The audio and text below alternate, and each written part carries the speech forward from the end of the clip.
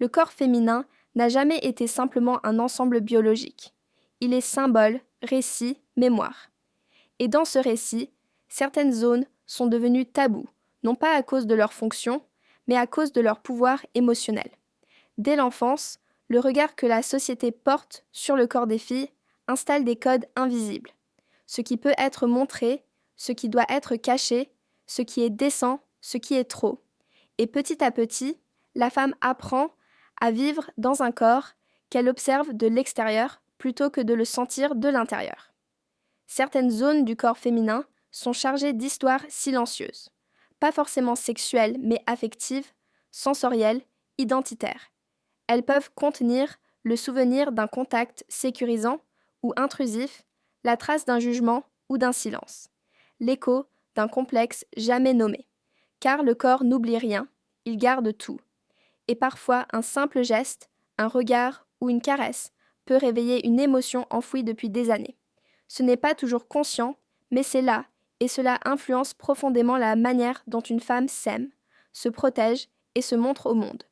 Aujourd'hui, paradoxalement, le corps féminin est surexposé et méconnu à la fois. Les réseaux sociaux, les diktats esthétiques, les clichés féminins ont remplacé l'intimité par la performance. On veut paraître parfaite, sembler naturelle, être désirable sans être trop. Mais pour qui? Pourquoi? La sensualité est devenue spectacle, le corps un objet à optimiser. Et dans cette quête de validation, beaucoup de femmes se coupent de leurs ressentis profonds, de leur instinct, de leur vérité corporelle. La psychologie moderne, la somatique, les thérapies corporelles confirment le corps est une boussole. Certaines zones dites sensibles sont en réalité des antennes émotionnelles. Elles nous indiquent ce qui est juste, ce qui dérange, ce qui libère ou enferme. En se reconnectant à son corps, une femme peut reprendre le pouvoir sur sa narration. Elle cesse de se demander « suis-je bien comme il faut ?» et commence à se demander « comment je me sens, moi, vraiment ?»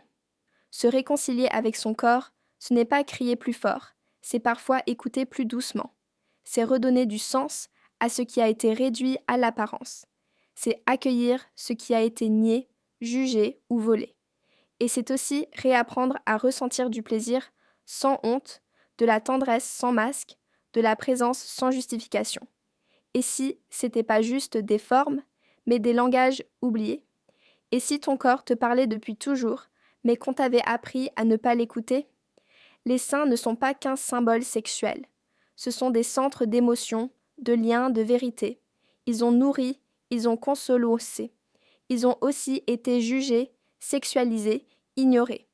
Mais leur mémoire est plus vaste que ça. Elle dépasse l'image. Elle touche à ce que signifie être femme au plus profond.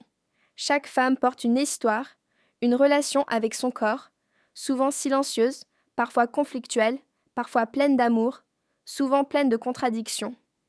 Mais il y a quelque chose de sacré à retrouver, une puissance douce, une sagesse ancienne, une autorisation à être entière.